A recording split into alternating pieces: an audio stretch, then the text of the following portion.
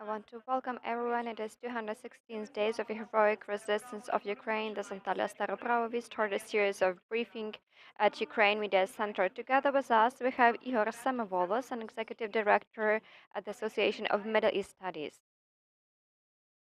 Good afternoon. Good afternoon. Well, we see and we are observing how Russia keeps attacking Ukraine with Iran's UAVs. We understand and we can see that Iran is supporting Russia in this war against Ukraine. However, we can also see how Ukrainian defenders are pushing back. So, what about this situation? How is it going to affect the relations between Ukraine and Iran? Well, you probably know that it has already affected, and this impact is negative because Ukraine has already canceled the accreditation of the ambassador. Then we have lower number of representatives of the embassy. I think that there will be some action taken by Iran. So at this stage, we can already say that Iran, with its action, really harms significantly these bilateral relationships between Ukraine and Iran. And Iranians, they continue pretending that they do not really understand what has happened.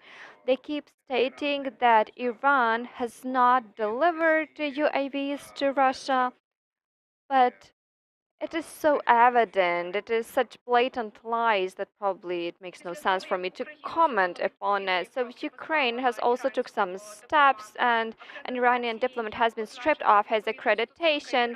So what about their relations of Iran with other countries of the world? Well, we know that some countries actually already imposed sanctions on Iran. Well, it's been happening for a while, in particular the US. Then there were, of course, some hopes that such sanctions could be removed as part of some deals, but I think that this is not what is going to happen. There is also a question that we can address the to Europe because they did not take part in sanctioning with the US. But as of now, when Iran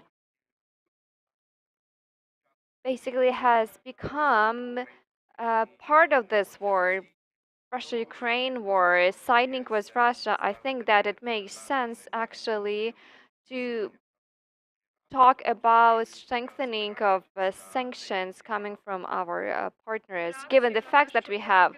So, what about this reaction? Iran supporting Russia in this war against Ukraine, and here we can talk about sanctions, we can talk about protests within the country. So, why has Iran decided to support Russia?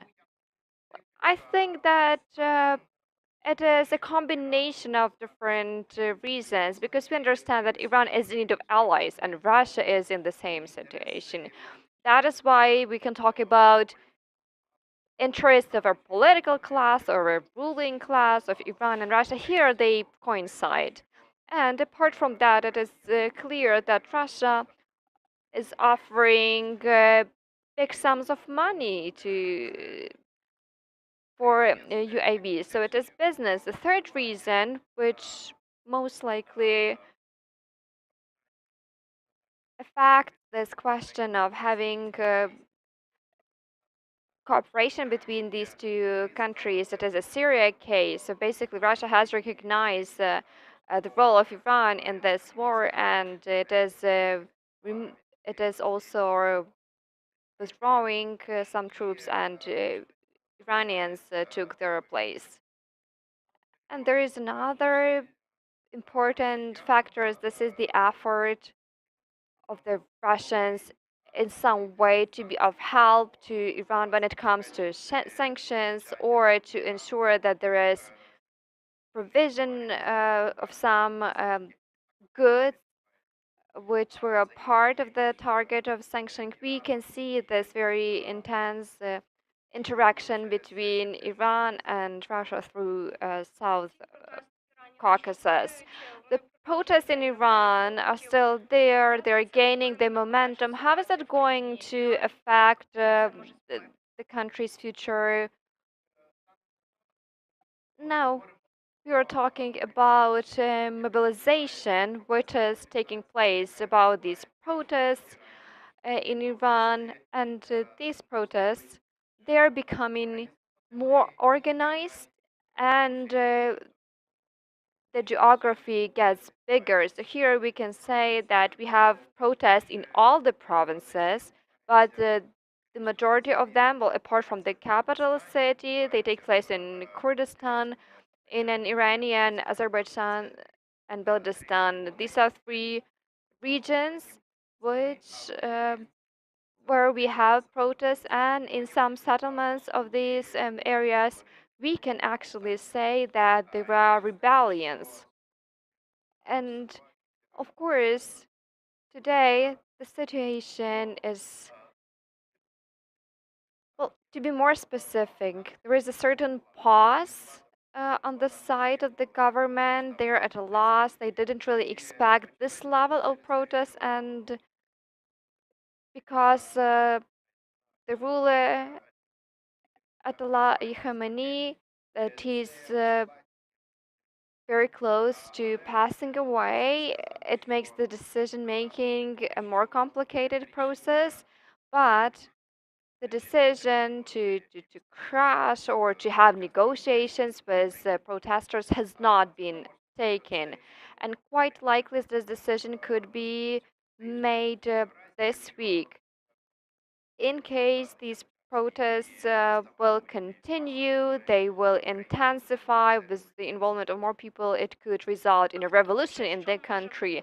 So, who or what could impact Iran's government to stop supporting Russia in this war against Ukraine?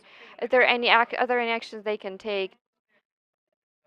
I don't think that any international partners could impact Iran in this way. I think that in Iran, not all members of a political class are satisfied with such a drastic change of events and the direction towards Russia, because there is this wing which has a different stand on the situation. And as far as this topic is concerned, I think that there will be some division in an Iranian society. And it shows us that only the Iranians could stop this protest and actually its involvement in this war. So we can see the position of Iran, but it's important for us to talk about this Tehran plane and about the investigation. This case is still being unresolved. So, what about this investigation? How can it end, and what can happen next? I understand that such investigation is a very challenging thing to do. To be talking about some positive decisions or outcomes is very difficult. There will be a pause. This is something to be expected. Well, at least a pause, some delay, and I think that it will take a while.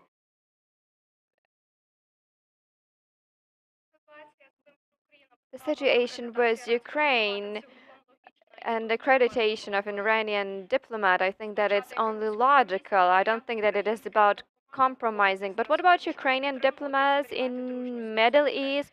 How do they maintain friendly relations with other states there? I don't see a problem here in the Middle East or the South, because mostly these are the countries. I mean, geographically they are located in that part. I think that Ukrainian diplomats are doing their best to communicate those messages to the public, to political circles, the Ukrainian position. It is not an easy thing to accomplish, partially because Russian narratives are very strong there.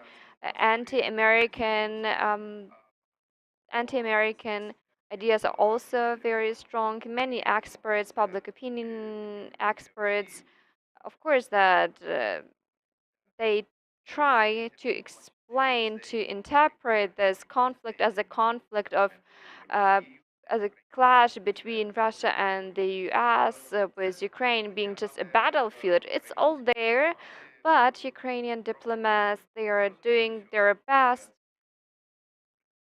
It's clear that we do not have as many resources as the Russians do. Well, we can complain about that, but it's important to use what is at our disposal, to use those who graduated from Ukrainian universities, for them to self-organize, to become part of this circle, to have different local projects, and to support us. There's a lot of work underway, and I think that uh, there is the Institute of the Ombudsman at Middle East, and they will also help to strengthen this direction.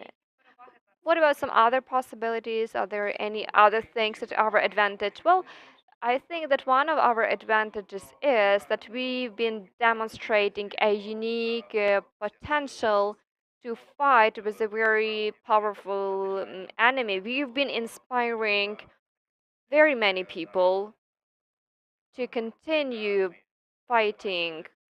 We've already seen how Ukrainian symbols are becoming part of this international fight for freedom. This is what we could see in Taiwan and also in Arab states. Well, we haven't seen it in Iran yet, but I think that in the near future we will also see it there. In terms of your